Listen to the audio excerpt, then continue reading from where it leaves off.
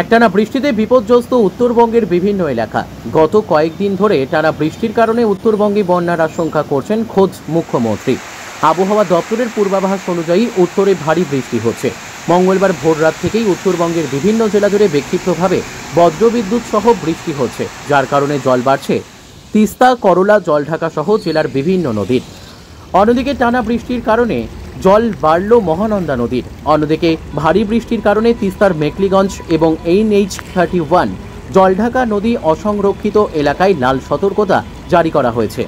তিস্তা দোমোহনীতে হলুদ সতর্কতাও জারি করা হয়েছে। ভারী বৃষ্টির কারণে ফুসছে তিস্তা, জলঢাকা, করলা সহ অন্যান্য নদীগুলি। প্রাপ্ত তথ্য অনুযায়ী মঙ্গলবার সকাল 6টায় জলপাইগুড়ি জেলার গজলডোবা তিস্তা ব্যারেজ থেকে 2013.6 কিউমেক জল ছাড়া হয়েছে। অব্যাহত বৃষ্টি ও বন্যা পরিস্থিতির কারণে অনেক এলাকা ক্ষতিগ্রস্ত হয়েছে। ভারী বৃষ্টির কারণে উত্তরবঙ্গে মানুষ থেকে পশু সকলেই ক্ষতিগ্রস্ত হয়েছে। Bureau report, news today India.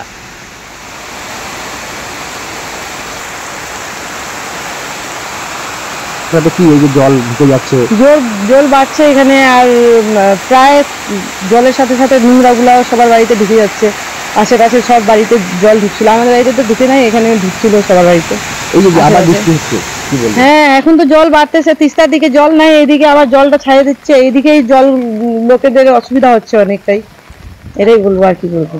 তো যেভাবে জল বাড়ছে বা বৃষ্টি হচ্ছে, তাতে কি চিন্তা আপনাদের আছে? হ্যাঁ, চিন্তা তো আছেই, চিন্তা আছে। সবার স্কুল আছে, বাচ্চাদের সবকিছু মানে অসুবিধা হচ্ছে, কাজকর্ম নিয়ে সবকিছু নিয়ে অসুবিধা হচ্ছে।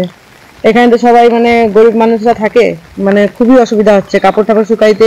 এদের তো দাদাদের কাপড়ের ব্যবসা, ওদের খুব অসুবিধা হচ্ছে কাপড়ের জন্য, সবকিছুর জন্য। জল বাড়তেছে, এটার জন্য আমাদের এখানে মন্দিরে এখানে সব জল জমে যাচ্ছে, নালাতে জল জমে যাচ্ছে, খুবই অসুবিধা হচ্ছে। কি নাম আপনার? আমার নাম চিন্তামণি রাজা। এই জায়গাটা শিল্প সমিতি পাড়া 4 নম্বর ওয়ার্ড।